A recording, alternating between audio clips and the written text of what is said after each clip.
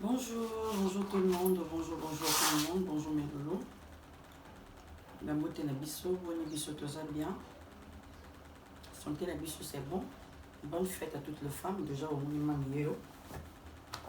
La carte c'est l'ipouta déjà, donc voilà. Je suis là déjà. Même déjà ça. Mon l'ipouta, déjà mon l'ipouta, donc voilà, je suis là. La beauté na biso non surtout. Ma papa nyonso, ma maman basi nyonso moki mobimba. Bonne fête à toutes les femmes. Je vous aime beaucoup. Nalingabino mingi makasi koleka susu. Lelo na libino astuce moko. Ils sont très efficaces. Ils ont traité hémorroïdes. Ba pote libumu. Ozoka mukongo pasi. Nanzela astuce wana tona kolakisa bino surtout ba papa.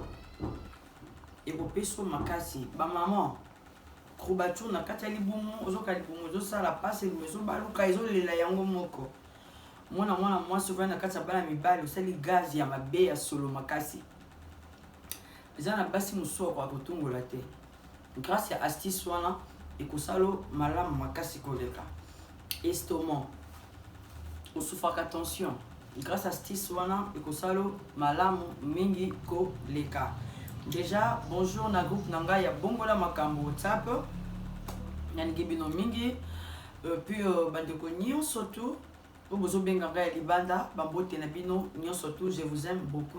Je vous aime comme ça. Neni we. Nga bino mingi makasi koleka. Donc voilà. Lelo na kolakisa bino astuce ya liboso yango yo. Curcuma. Curcuma, c'est ça. Curcuma yango yo. Voilà. Voilà curcuma. Vous voyez, ma pousse à l'ombre 1. Voilà. Curcuma, yangoyo, na kope kolia yango. Curcuma oyo, mingi boki ya poussière de salama et bois, salamana. Na Congo central. Donc, bandeko na biso ya ba Congo, nde basali yango komi poussière boye. Hein? Komi poussière boye. Parce que vous savez que curcuma souvent, les arloko la tangawisi. Les loko les ya rouge. Les arloko la tangawisi ya rouge. Nous bengaka curcuma, les rouge makasi. Donc voilà, vous allez.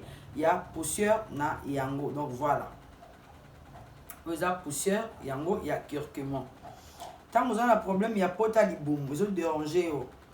Pota liboum, vous avez ça là. Vous avez senti hémorroïde. Vous avez kokafanda. Vous avez nis na yo pasi. Papa ou bien maman. Vous avez senti nis. Vous avez soyo. Vous avez pasi. Ce que vous avez bongo, vous avez kaka curcuma oyo. Vous avez curcuma na yo. Un cuillerée à soupe, il y a curcuma. Quand on dit ça, on a soit aujourd'hui un cuillerée à café, aujourd'hui un kié. On va ici, tout ça, on a astuce, mais sauf si on a ail, les épices, l'ail, tout ça, on a ail, awa, yango yo. Nous c'est ail bien, maman, tout ça, là, ail, yango, tout ça, là, on a winde, ail, sungaka, biso, pour la bamibo, malade, miki, sungaka, ail, ni carapé, mine, pour la mauvaise haleine. Aïe, on déjà boy, au yango, quand on tient déjà poiré dans un café puis domine en na 4 verres, na hautier, au aïe na yo. Ce qu'on raconte, histoire yo makasi pilipili, au rappé, yango la rappeuse, au rappé, yango rappé, à 5 aïe à boyer. Au rappé, on a 4 curcuma, au sangis na hautier na yo, au meli, vers moko le matin, et puis ce qu'on zombe le soir, au sali les sous, au meli, vers au lali. Donc voilà, tant au sangis yango.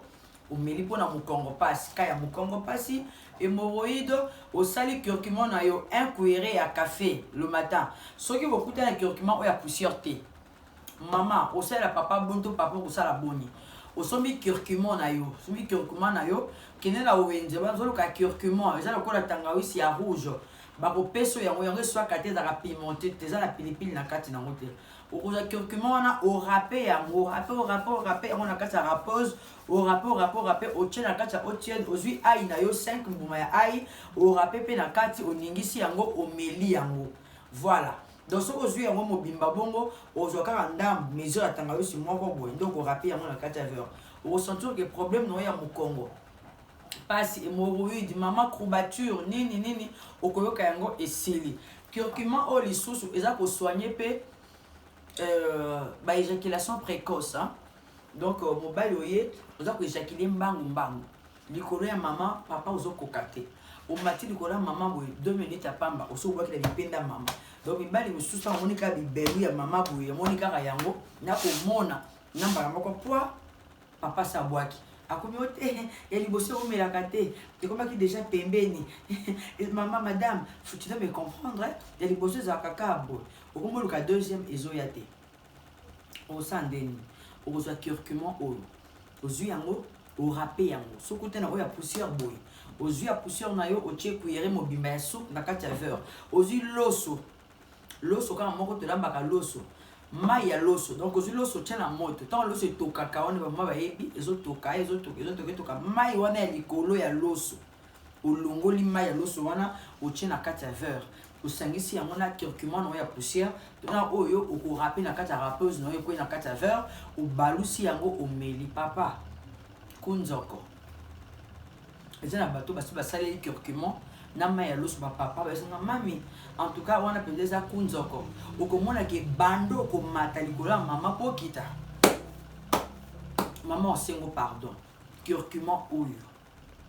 curcuma oyo epi na ai natalisi bino curcuma na ai mpo na pota libumu hémorroïde ozoka mokongo mpasi nice eza kozwa yo okosala solution ya curcuma na yo na verre na eau tiède osangisi yango na ai na yo omeli soki oza na problème ya éjaculation précoce obwakaka mbangu 2 minutes pa papa sa verse te curcuma yango nalakisi bino lelo yango curcuma ezali eza poison te mponga moko mami yango oyo natia na monoko nanga bomoni komona meki yango eza mpe na mauvais goût te ezalaka na goût moko te ezalaka lokola mai donc ozwi curcuma otie na kati ya mai na yo ozwi mai ya loso omia mama lamba loso olongolanga mai wana ya likolo tiango na kati ya verre yo ozalaka epa na bino oza na fiancé na yo omoni kozokoka te lambisa loso ozwa mai ya likolo ya loso kama bakobela ya potopoto wana ya mai ya loso tia na kati ya verre ozwa curcuma na yo tia luka yango na wenze soki ozali partout rape yango tia na kati ya verre na yo omeli curcuma ekosala biso malamu mingi koleka